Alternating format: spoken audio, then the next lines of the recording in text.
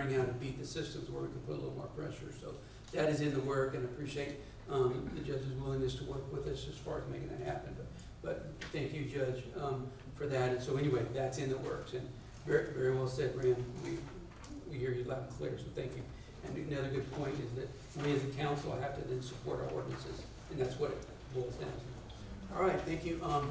Chief, you're up. You've got final update on our reports. Mayor, as of 6/19, I have Mayor Pro Tem James Leal. Okay, Congressman, don't let him know that I said that. That's the future, that's the future, there's not. Scratch that. Councilman Leal, welcome. Chief, you've got the floor. Good evening. I wanted to ask the council for their opinion, just based on how they would like my staff report done in the future. The way I'm currently doing it, I'm only including the current month, but I'd like to ask, would y'all like me to include our previous months so y'all can compare them? I think that, I would like to see that. Be good. I think that would be good. Like 6 months? That's a great idea. Yeah. I'm gonna compare them regardless tonight with what I had brought to y'all last month for the month of May, which would have been the month before June. So tonight, we're gonna be going over May and June 2023. So in May, we had 67 offenses. We had 23 arrests made in May, 169 incident reports, for a total of 236 reports taken, including offenses and incidents. That doesn't mean that that's every instance where an officer may have done a traffic stop or anything like that. It's just the cases that were, reports that were made by officers. In the month of May, we had 60 citations issued and 240 warnings given for a total of 300 contacts. Our security check system on CopSync was down. It had been down for several months. However, we got that working as of this past month of June. Last month, we were operating at 10 patrol officers out of 12 when we're fully staffed, including one on FTO, which leaves us with 9 units on the road, 9 patrol units. We're working with that same number for the month of June. In the month of June, we had 74 offenses with a total of 30 arrests made. We did go up in offenses and arrests for the month of June. There were also 169 incident reports made for the month of June, totaling 243, up from 236 for May. Citations and warnings. Citations, there were 148 citations issued in the month of June and 205 warnings for a total of 353, up 53 contacts for the month of June. 20 security checks were made in the month of June. And going back to the citations, we began enforcing heavily with the truck traffic there on I-35 per the ordinance the city council passed back in, I believe, 2017. There were a lot of tickets that resulted from that, including almost, I believe it was 32 tickets, if I'm not mistaken, just in one weekend on the trucks parked along right there in front of HEB and Craig's in that area.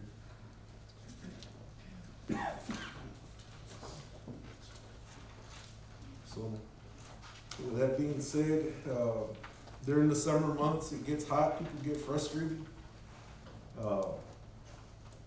There's a lot more people home, including juveniles, and that's why I believe we have seen a small uptick just in the incidents that we've had, whether they result in an arrest or not. There's been an increase in thefts, and that may be due to families being out of town or more people being in town. However, we're on it, and I think our numbers show that we're being active out there.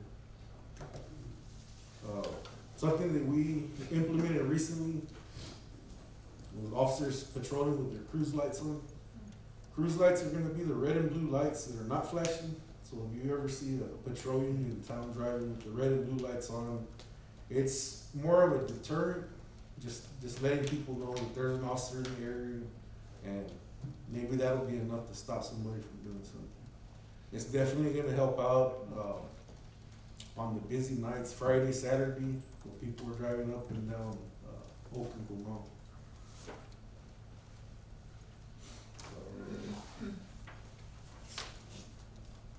So, If I We're- could, sorry, what's- I want to remind everybody, coffee with PD in the morning at 7 at the new restaurant out there. So if you're able, 7 in the morning. really, the only other update is that we did hire one more person for our department, or we're also losing one more to the San Antonio area department. We'll be presenting them shortly to you. Do you have any questions? That was my next question. How are you doing on staff? One step forward. Yes, sir, we're still, we're moving, but there's a bump in the road every once in a while. How many officers are you lacking? Right now, we're lacking 3. That's not including the one that's fixing the roof. They were expecting to leave, let me see that. Council, is there any other questions? Just real quick, I know, thank you, Chief, appreciate it very much. Just that you had a request about HEB, and we did talk to the manager out there, Mr. Connor, and he indicated that it was not a desired traffic, that they wanted to create a huge security risk for them. Matter of fact, they spent a lot of money on their carts to lock the wheels as soon as it left the property. But of all this, and you can tell there's a really big difference, which that is a huge safety factor to have those guys parking on the highway and on our access road. But of all that, he had one call of a trucker that was like, well, where are we supposed to park? And they said, well, there's a truck stop right across the way. So anyway, Chief, well done. Really appreciate that effort. I know the county is working with us, and Department of Public Safety, so thank you very much. All right, that is it on our reports.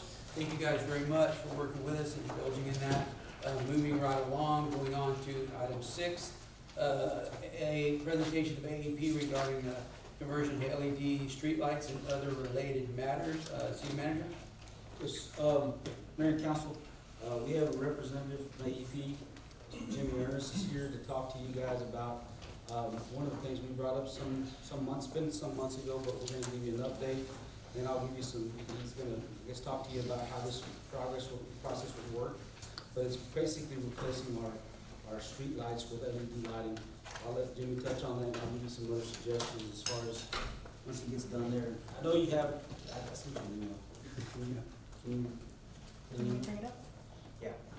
What you'll see is, and Jimmy did provide some numbers, so we'll go into that here shortly, but anyway, this is Jimmy Ernest. Welcome, Jimmy. Thank you. So, like you said, my name is Jimmy Ernest. I'm the External Affairs Manager for this city. I cover 25+ cities in the associated counties. So, one of the things that we've started focusing on is LED lighting. We have 2 manufacturers that make HPS lights. Those are the orange lights you see around your town. Those are going away. We have one manufacturer that's already stopped making them. The other one's pretty much at the quit point also. So we have been going into LED lighting. Pearsall does have a replace upon failure document signed by the city manager, and what that means is anytime any existing light fails, and failure means not the bulb and not the photocell on top, but the actual head, when that fails, we automatically replace it with an equivalent LED. So what I'm here to talk about today is the possibility of you looking at converting all existing city streetlights to LED. At this time, we have approximately just a little over 200 lights that you're being billed for that are street lights. And you'll see in just a second here. She should be able to bring up the spreadsheet. If you can do the spreadsheet, please. Yes, there you go. So we show here current billing of what street lights you have right now. Sorry. Go back to the spreadsheet. There we go. Mayor Pro Tem can see. So,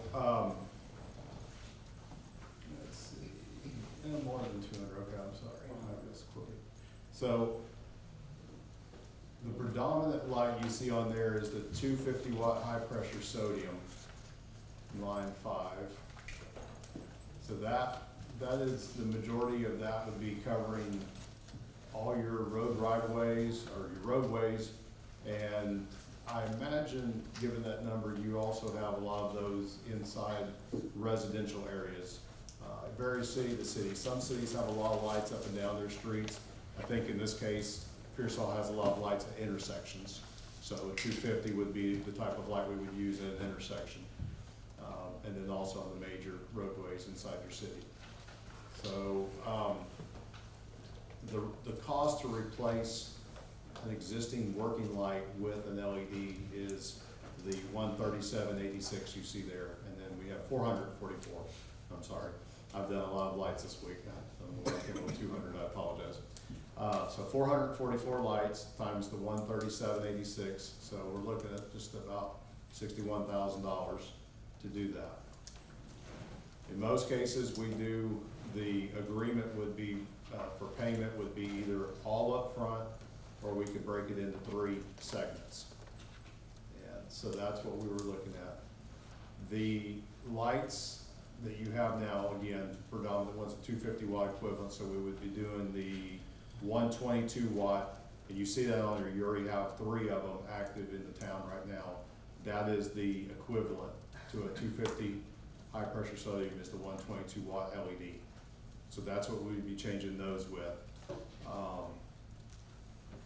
I would suggest, and the city manager has a map that I provided, but we were unable to get it pulled up. We need to have Google Earth Pro installed to view the map, but it will show you the layout of where these lights are located throughout the town. I would suggest maybe narrowing down to maybe 2 light types. As you see on here, you have a 100 watt mercury vapor, that's long been obsolete. You've got 150 watt high pressure sodium, the 250 watt high pressure sodium. You only have 6 of the 400 watt high pressure sodium, so depending where those are at and what they are lighting, you may consider taking that down to a 250 or keeping it at the 400 level, whichever, you know, serves the best purpose. And then you've got 1 floodlight somewhere, that's a 1,000 watt high pressure sodium. That's more of a floodlight than a street light. But I think it's under the city's name, so it got pulled into the street light spreadsheet. So where I was going with that, most of the cities are combining all the lights to where they have 2 accounts. So you'd have the 150 watt and the 250 watt would be your 2 light accounts, which in LED terms, that would be 71 watt and 122 watt. So, are there any questions or? Jimmy, I have a question. Now, the 3 segments, are those 3 annual installments or semi-annual or? That would be up to the project manager, depending on how he designs the project. Okay. They may, you know, because it basically goes with how quick they complete one. If they break into 3, they'll do that first section. You do a payment up front, we complete 1 section, Okay. and then the next payment, next section. So with 444 lights, that would take probably 2 weeks. Okay, gotcha. Yeah, so But it would- you're almost in a position where it's upfront payment for total. And another question, understandably, the LED lights are more economical. Is it gonna, what kind of savings could we expect if we did that? Could you change to the other sheet, please, the replace upon failure document? Yes. You can zoom in on that a little bit, make it a little bigger for everybody to see. Okay, and scroll down. Okay, so you see, we're going towards the bottom there where it says 250 HPS Cobra, there you go. So you see right now you're paying $7.66 for that head. And then assuming you are being charged from your retail provider 8 cents a kilowatt hour, your total monthly cost is $15.98. Then you go to the LED, you're paying a little bit more for the head at $8.96, but then you're saving on electricity, so it's $12.64. So, council, I wish we could show you on that. 2 things is we we'd like to move forward with this, hopefully in the next month or so, to entertain this and bring it to council for approval. The funding, we were asking to come from ARP funding. We have a little bit of funding left, so we'd like to use that. We believe it's a qualifying project. The other thing is, and just wanna make sure that you guys, to point this out, is, I know that you guys may have residents that may be telling you that they need street lights, X, Y, and Z places. You hear it all the time, I'm sure I hear it quite a bit. Part of that cost is just that. So when we tell you there's 444 lights, those costs are added to our bill, if you will. So we're paying for the electricity that comes from those lights. We believe we could save some money by moving forward with this. And so I wanted to bring it to you again, just as a presentation, but I do want to, in a future meeting, probably in August, bring it for your consideration. The other thing, Jimmy has been real helpful with this is, you know, just again, one, awareness and kind of letting you know what we're responsible for. Two is to see how we can maybe use AEP, maybe even work with the county and the TxDOT for some future lighting projects. You guys recall, I think we discussed it a bit, but Business 35, you're driving in, it's pretty dark. So there's very little lighting, if at all, down that corridor. I believe, I don't recall, Hector, what is that lights, as far as the lights, where do they stop when you go by? Bud Robledo's. About wherever Bud Robledo's at, I don't know. Say by the 1990 Maverick Drive. So that's where the lighting kind of diminishes in that area. So part of that is again, we, the city, and I'm asking the council to maybe even consider some additional lighting past up to our city limits. And then again, with the help of TxDOT and the county, maybe considering some additional lighting further, all the way to the interstate if we can. I know that would be something we have to coordinate. You're very much in line with what other cities are doing. I've got 5 cities right now that are, one that's actually, you know, in queue to be started in August, and I've got several others that are, like you, at the point of deciding whether to commit and when to commit. So they are doing the same thing, in that they're identifying areas by using the map that I provided to see what additional lights could be added while we're doing this. This process here will be a straight out change out from what you have existing. Anything you identify beyond that we need to add additional lights, that will be separate from the initial project, because we hire a contract crew to do this specifically. That's all they do, is just go through the town and change out the heads. The AEP crew would be responsible for going and adding the additional lights where there are no existing lights, because we need to make sure in these areas, is there electricity already available? Is the pole in question in good condition to handle a light being attached to it? Things like that, to make sure, you know, it's not just as simple as changing out the head. Some of those jobs may have to be engineered, so we would take care of those ourselves, but we can do those at any time. Some of the cities have gone forward and started adding additional lights first, and then go through with the complete changeover. So, you know, whatever you decide, whatever you feel is best, what the citizens, you know, would like to see, that's pretty much what drives it.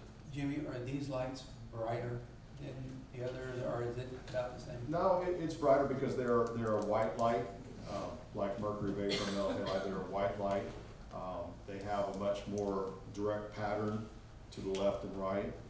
They have a more of a definite cutoff behind the lights. So whenever you have a light that's lighting a roadway, it's more on the roadway and not so much behind it. HPS is more of a bleed type light. It just kind of spreads and goes everywhere. To me, I feel safer with the LED light. It's a different kind of light. Just, it feels like a light is on, where the HPS is just, you know, it's kind of a glow more than a direct light, if you can understand that. I mean, it just, I'm sure y'all all noticed with the orange lights versus a white light, you know, it just has a whole different feel to it. Yes, ma'am. Mayor Pro Tem has raised his hand. Okay. He has a question. Councilman Leon? Yeah, so what's the break-even point? How long, what's the estimated time that we'll see the actual savings of transitioning into these lights? James, I just did some math, assuming, you know, it's all $15 what we're paying now, it's a little bit different, and then a $12 savings, that's $1,320 a month it would take 46 months to pay back, to recoup the 61,000. 46 How long was months, that? 46 months, basically, To break even. to recoup the 61,000. And then what is the expected lifespan of these bolts? They're supposed to last a lot longer, but we haven't had them in service long enough to say one way or the other. They're supposed to be, What's the warranty on them? well, the warranty